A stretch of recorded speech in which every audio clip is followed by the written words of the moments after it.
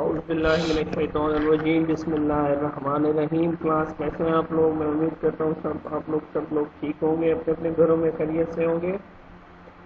Class یہ آج کا جو لیکچر ہے ٹائپس آف پالیسیز، یہ میں سمجھتا ہوں کہ آپ کو پتہ ہونا چاہیے کہ پالیسیز جو پبلک پالیسیز ہیں ہوتی ہیں ان کی کتنی ٹائپس ہوتی ہیں اور یہ کس کس ایریا کو جو ہے کور کرتی ہیں. تو یہ آج آپ کا جو ہے لاسٹ لیکچر ہے اس کورس کا. میں امید کرتا ہوں آپ لوگ بالکل جو ہے آپ نے یہ میرے ساتھ جو یہ کورس ہے انجوائے کیا ہوگا، اور آپ کو میں نے جو چیزیں سمجھانے کی کوشش کی ہے وہ آپ کو سمجھ بھی آئی ہوں گی اور آپ نے انجوائے بھی کیا ہوگا. یہ اس لیکچر کے بعد اگر آپ سمجھتے ہیں کہ کوئی ٹاپک آپ کو کلیئر نہیں ہے، کوئی ہے، تو ہم اس کے بعد آپ بتا دیں گے. تو ایک اور لیکچر میں آرگنائز کر لوں گا جس میں ہم بیٹھ کے جو آپ کے ایشوز ہوں گے کسی بھی ٹاپک کے حوالے سے تو اس کو بیٹھ کے ہم ڈسکس کر لیں گے. آج کا جو ٹاپک ہے یہ ہے ٹائپس آف پالیسیز، کہ کتنی قسم کی پبلک پالیسیز ہوتی ہیں. دے آر جنرلی 1914 سے پہلے there was no any classification of public policies. لیکن 1914 میں they have been classified by using different criteria. There was a political scientist, Theodore J. Loy. اس نے 1914 میں ان کی کلاسیفیکیشن کی تھی پبلک پالیسیز کی. And he did this in this contribution. اس نے بیسیکلی ایک نیو انسٹیٹیوشنل ماڈل جو ہے پریزنٹ کیا تھا. اس میں اس نے یہ جو پبلک پالیسیز کی جو ٹائپس ہیں اس میں ڈسکس کیا تھا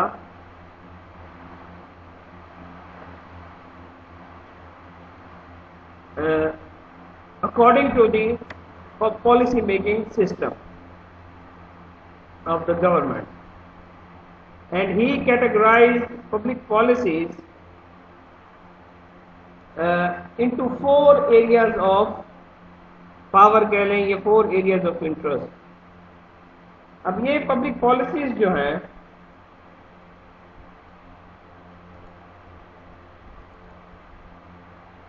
کہ میں ریڈسٹریبیوٹیو ہیں، ڈسٹریبیوٹیو پالیسیز ہیں، ریگولیٹری پالیسیز ہیں اور کانسٹیٹوئنٹ پالیسیز ہوتی ہیں. یہ 4 قسم کی پبلک پالیسیز ہوتی ہیں. یہ آپ کو ازبر ہونی چاہیے کیونکہ آپ کل کو پریکٹیکل لائف میں جائیں گے، انٹرویوز وغیرہ کے لیے جائیں گے تو they can ask this basic question کہ کون سی پالیسی کس ایریا کس ڈومین کو ٹچ کرتی ہے، ڈسکس کرتی ہے، ایکسپلین کرتی ہے. اس کے اس ضمن میں آپ کو اس چیز کے بارے میں اس کا نالج ہونا چاہیے. یہ پالیسیز کس ایریا کو ایکسپلین کرتی ہے یا اس کی ڈومین کیا ہے اس پالیسی کی. تو سب سے پہلے جو ہے ہم ریڈسٹریبیوٹیو پالیسیز جو ہیں ان کو ڈسکس کرتے ہیں کہ ریڈسٹریبیوٹیو پالیسیز کیا ہوتی ہیں. یا یہ جو ریڈسٹریبیوٹیو جیسے اس کے نام سے ظاہر ہے ریڈسٹریبیوٹیو کہ ریڈسٹریبیوٹ کرنا سوسائٹی کے اندر جو ڈفرینٹ کیٹیگریز ہوتی ہیں لوگوں کی، different fractions of the society جو ہوتے ہیں ان کے درمیان اس کو ریڈسٹریبیوٹ اس کو یہ جو ہے ڈسکس کرتے ہیں. These policies relation between different classes of the population جیسے میں نے آپ کو بتایا، اور اس میں کچھ اس پالیسیز میں کچھ اس کے شارٹ کمنگ یا لوپ ہولز کہہ لیں وہ ہوتی ہیں. وہ کیا ہے کہ because it benefits few segments of the population like unemployed people, homeless people, یا ڈس ایڈوانٹیج پیپل جو ہوتے ہیں آپ کی سوسائٹی کے، یا غریب لوگ یا غریب طبقہ جو ہوتا ہے آپ کی سوسائٹی کا، یہ اس کو ایڈریس کرتی ہے، ان فیکشنز کو. مثال کے طور کے اوپر کوئی حکومت کوئی ایسی پالیسی بناتی ہے جو پرٹیکولرلی ٹارگیٹ کرتی ہے کہ یہ ان امپلائڈ ہوم لیس پیپل یا پور پیپل جو ہے صرف انہی کو ہی اس سے بینیفٹ ملے گا ان پالیسی سے. مثال کے طور کے اوپر اب اس حکومت نے ایک ہاؤسنگ پالیسی جو ہے اس کا اعلان کیا ہے کہ اتنے لاکھ گھر جو ہے ہم ان لوگوں کو دیں گے بینک مارگیجز کے ذریعے جو اپنا گھر نہیں رکھتے، جو کرائے کے گھروں میں رہتے ہیں. تو یہ اب ایک ٹارگیٹڈ پالیسی ہے صرف اور صرف ہوم لیس پیپل کے لیے، ہوم لیس لوگوں کے لیے، بے گھر لوگوں کے لیے جو کرائے کے گھروں میں رہتے ہیں ساری عمر اور افورڈ نہیں کر سکتے لم سم اتنا پے کرنے کے لیے کہ وہ ایک گھر خرید سکیں. تو حکومت اب ایسے گھر بنائے گی جو بینک سے فنڈڈ ہوگی اور بینک ان کو مارگیج دے گی اس گھر کو خریدنے کے لیے حکومت سے. اور یہ لوگ جو ہے ہر مہینے ایک تھوڑی سی اماؤنٹ جو ہے وہ بینک کو پے کرتے رہیں گے ایک پرٹیکولر ٹائم کی، جو ان کا ایگریمنٹ ہے 5 سال میں اتارنا ہے یا 10 سال میں اتارنا ہے، تو اس قسم کی. تو یہ ایک قسم کی ری ڈسٹریبیوٹیو پالیسی ہے.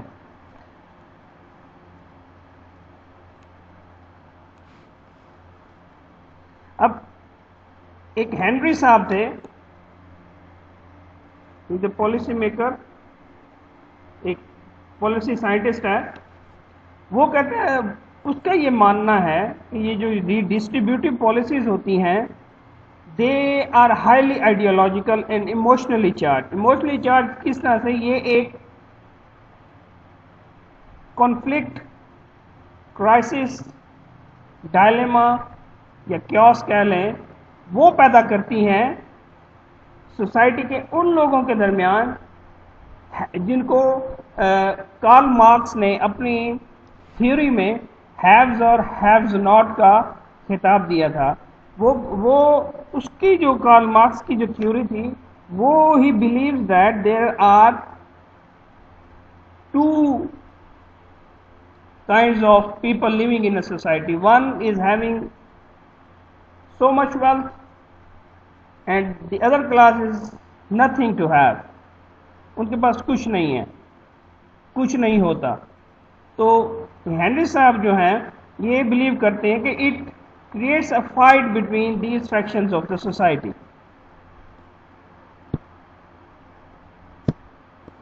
اور اس سے کیا ہوتا ہے؟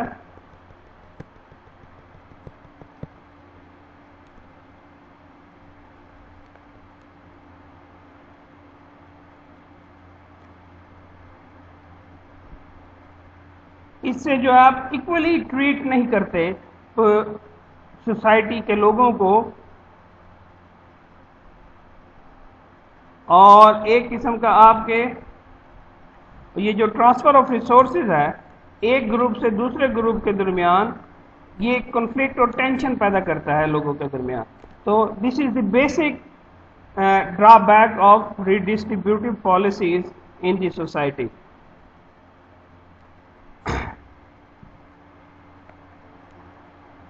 اب جس طرح میں نے آپ کو مثال دی کہ حکومت گھر بنا رہی ہے، اب کچھ ایسے لوگ بھی آپ کے پاکستان میں جس طرح 25% لوگ ایسے ہیں جو غربت کی لکیر سے نیچے زندگی گزار رہے ہیں. اب جب وہ دیکھیں گے کہ ایک ایسی کلاس ہے، چلیں وہ گھر افورڈ لم سم نہیں کر سکتی، حکومت ان کو مارگیجز دے رہی ہے، اور وہ جو 25% ہیں سوسائٹی میں رہنے والے لوگ جو already they are living below the poverty line, اب ان میں اور ان میں ایک کنفلکٹ سی سچویشن پیدا ہو جائے گی اس پالیسی کی وجہ سے کہ وہ جو جھونپڑیوں میں رہتے ہیں وہ کہاں جائیں گے. اب حکومت کی ذمہ داری یہ بھی تو ہے کہ حکومت ان کو ایک شیلٹر پرووائڈ کرے، ان کو فوڈ سیکیورٹی، ان کی جاب سیکیورٹی یا ان کو منتھلی اسٹائپنڈ وغیرہ اس قسم کے دیں تاکہ وہ بھی اپنی زندگی اچھے طریقے سے گزار سکیں. اور ایک حکومت کو ایسی جامع اور واضح سوشل سیکیورٹی بینیفٹ کی پالیسی اپنانی چاہیے جس سے تمام جو بینیفیشری ہیں سوسائٹی کے وہ بینیفٹ حاصل کر سکیں. تو basically this is the ریڈسٹریبیوٹیو policies. ٹھیک ہے. اب اس کے بعد ہے ڈسٹریبیوٹیو پالیسی.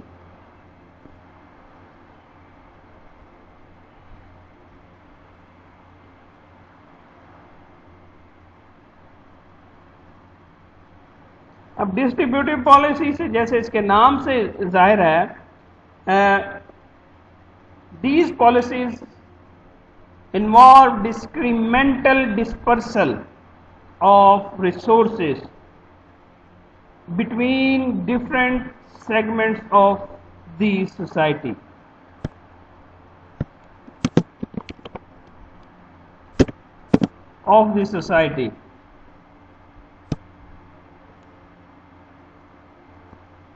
اب ایسی پالیسی کہ جس سے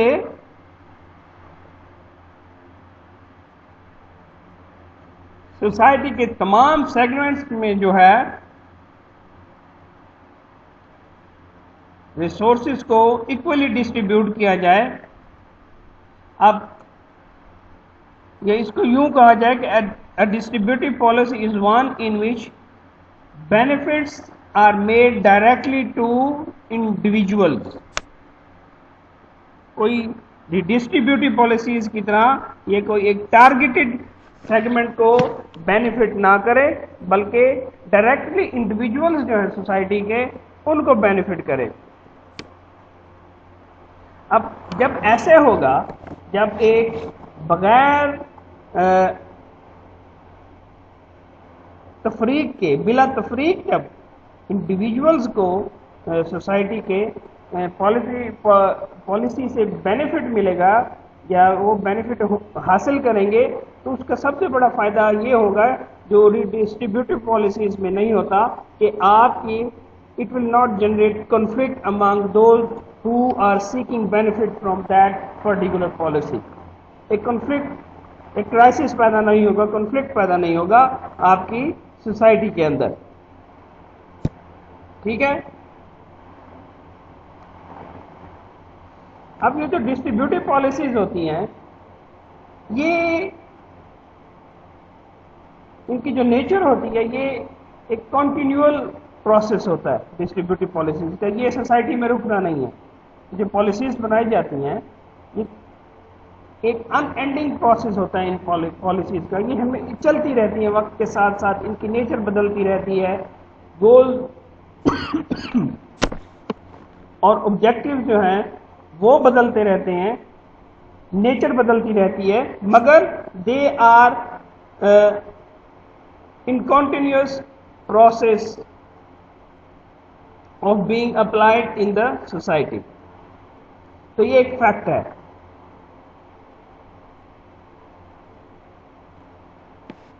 اگر لوگ یہ پرسیو کریں کہ there is a measure of impartiality and fairness in the distribution of benefit their resources, so people are bound to wait for their turn.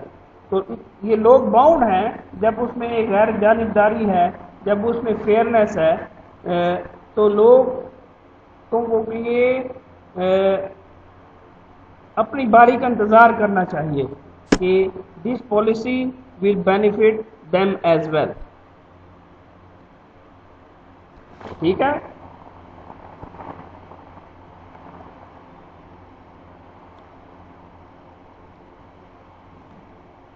اب مثال کے طور کے اوپر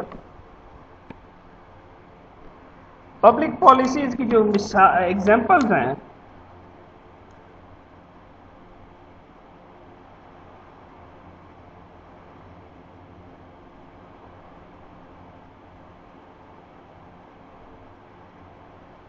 کہ ایگزامپلز آف ڈسٹریبیوٹیو پالیسیز ہیں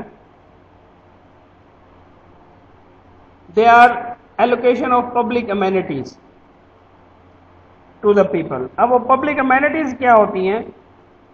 Facility provided by the local government, like by the union councils, by the city council for public use. Public amenities are those services provided to the public, such as making of playgrounds, public toilets in the public places, community centers,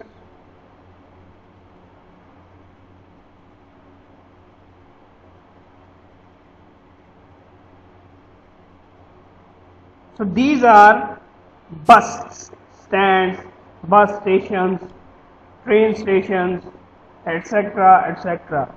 अब जहाँ पे मिसाल जैसे develop countries है वहाँ पे smoking areas बने हुए होते हैं जहाँ पे लोग जाके सिर्फ उस पर्टिकुलर एरिया में खड़े होकर स्मोकिंग करते हैं बजाय इसके कि वो चलते भी रहें स्मोकिंग करते रहें हर जगह पे। तो ये जो चीज़ें हैं ये पब्लिक अमेनिटीज़ में आती हैं। तो ये है डिस्ट्रीब्यूटिव पॉलिसी जिसका बेसिक जो पर्पस होता है वो लोगों को बुनियादी अम्यूनिटीज़ जो हैं सहूलतें जो हैं वो फराहम करना।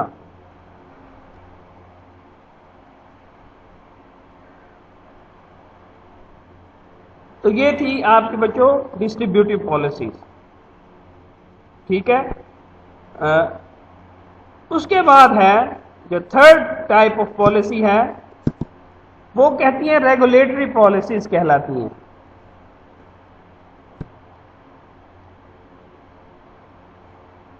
जैसे नाम से जाहिर है रेगुलेट करना किसी चीज को, अगर कोई चीज हद से ज्यादा हो रही हो तो उसको रेगुलेट किया जाता है, मिनिमाइज किया जाता है, रोका जाता है। जैसे कि इसके नाम से जाहिर है कि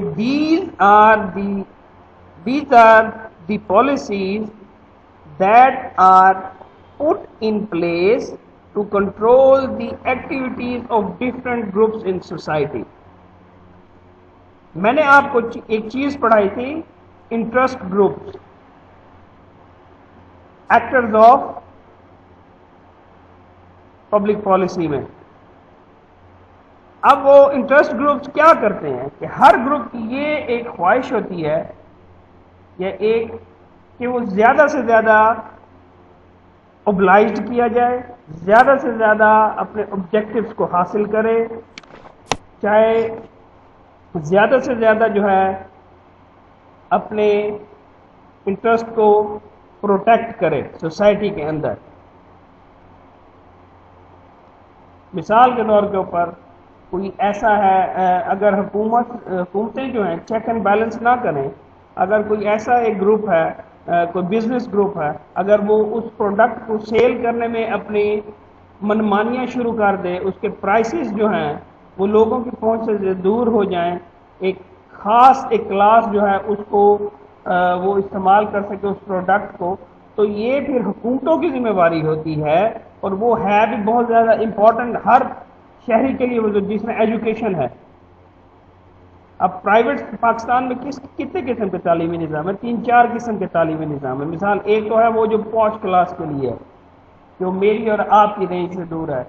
एक है वो जो सो कॉल्ड मिडिल क्लास के लिए है, जो it is neither English nor Urdu, आधा तीतर आधा बटेर वाला सिस्टम है। एक वो क्लास है जो उर्दू मीडियम है।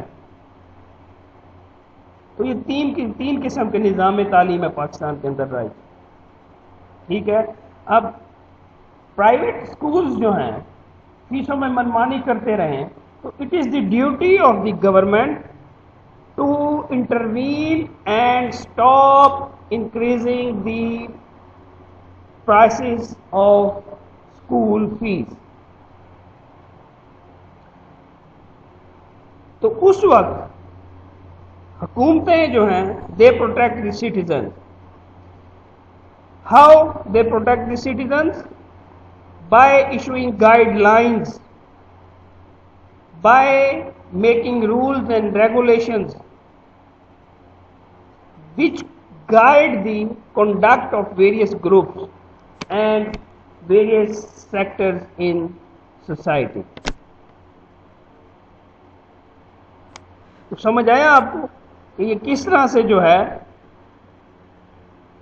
حکومتیں انٹروین کرتی ہیں انٹرسٹ گروپس کے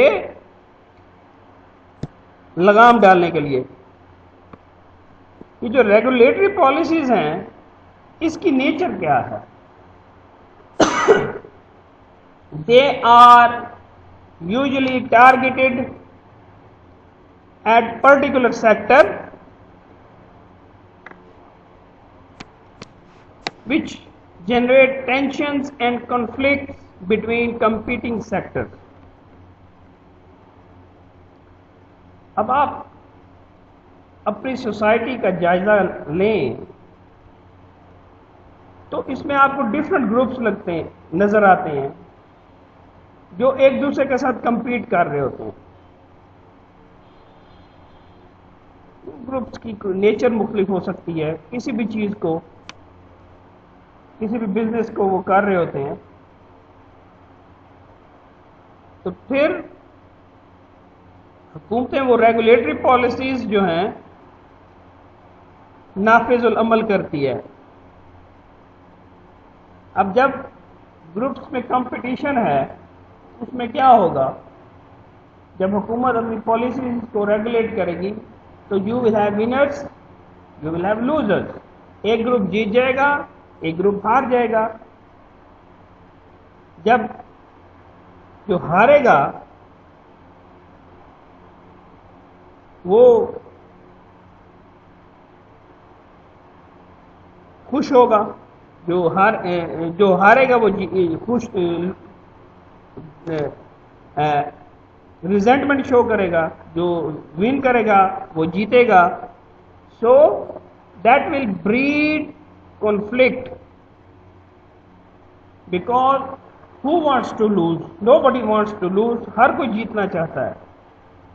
اب مثال کے طور کے اوپر آپ کی کلاس ہے 15-20 بچے بچیاں ہیں تو آپ کی کلاس میں کیا ہے؟ کیا کوئی فیل ہونا چاہتا ہے؟ نہیں. ہر کسی کی یہی خواہش ہوگی کہ میں اچھے سے اچھے نمبر لوں، میں گولڈ میڈل لوں. ٹھیک ہے. اب ہر کوئی گولڈ میڈل تو نہیں لے سکتا. سو اب میں پیپر چیک کروں گا یا میں نے پیپر چیک کیے، مجھ سے ہر کوئی خوش نہیں ہوگا. ہمارے خلاف بھی اپلیکیشنز دی جاتی ہیں کہ سر نے جو ہے وہ جان بوجھ کے فیل کیا ہے، اس طرح کیا ہے. So nobody wants to lose, everybody wants to win in that case. اب جو ایگزامپلز ہیں ریگولیٹری پالیسیز کی، for example or import policies. Import policies کس طرح سے؟ کوئی گروپس ہیں جو باہر سے کوئی چیزیں امپورٹ کرتے ہیں. اب حکومت نے ایک گروپ کو فیور کر دیا یا ایک گروپ کا جو کوٹا اس کو ریگولیٹ کر دیا. اب اس میں کیا ہوگا؟ ایک گروپ جو ہے وہ خوشیاں منائے گا، دوسرا جو ریزنٹمنٹ شو کرے گا. اس میں پھر بہت ساری چیزیں ہوں گی کہ حکومت باعث ہے، حکومت is inclined toward that group because of social reasons, political affiliations. تو اس قسم کے ایک دوسرے کے الزامات لگنے لگ جائیں گے. پھر لیبر لاز ہیں، ٹھیک ہے، فائنینشیل ریگولیشنز ہیں، اور تمام وہ حکومتی پالیسیاں which are aimed at regulating businesses and activities of the groups in a society. تو یہ بچوں تھی آپ کی ریگولیٹری پالیسیز. میں امید کرتا ہوں کہ آپ لوگ you people are able to fully understand the differences between these policies and what are these policies. So this is very basic. When you know actors and when you know theories, so you should know about the types of policies as well. And who actor play what role in that policy. ٹھیک ہے. تو یہ تھی آپ کی policies. اب last میں جو ہے جو چوتھی قسم کی جو policy, these are called the constituent policies.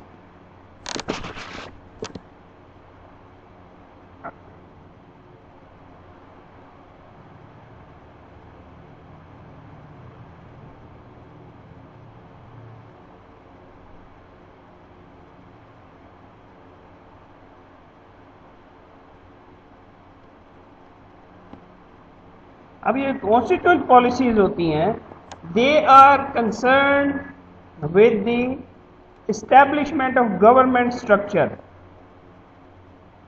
کہ حکومتی ڈھانچے کو کس طرح اسٹیبلش کیا جائے یا کیا جاتا ہے.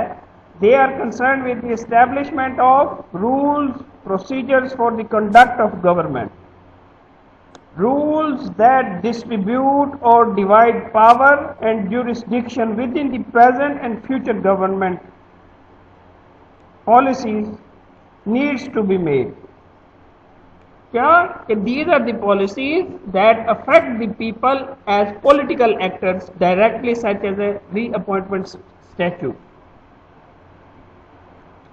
By constituent policies do not single out individuals for either punishment or rewards, and tend to reallocate policies and economic values through the social and political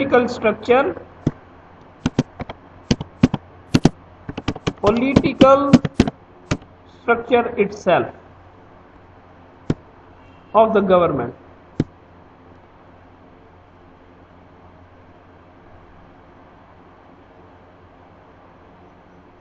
اب تو یہ بچوں ہوتا ہے کانسٹیٹیوئنٹ پالیسیز کہ it is concerned with the government structure, conduct of the government, and what policies future policies government will made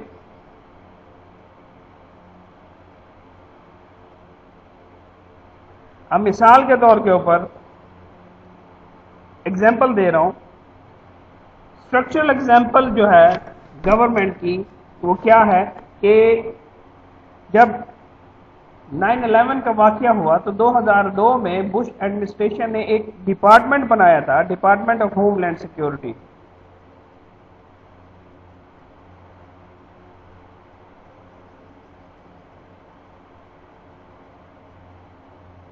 اب جس طرح ایک فیڈرل ایڈمنسٹریٹو پروسیجر ایکٹ 1946 کا out line those procedures which are to be used by agencies to ensure openness and fairness in agencies' decision making.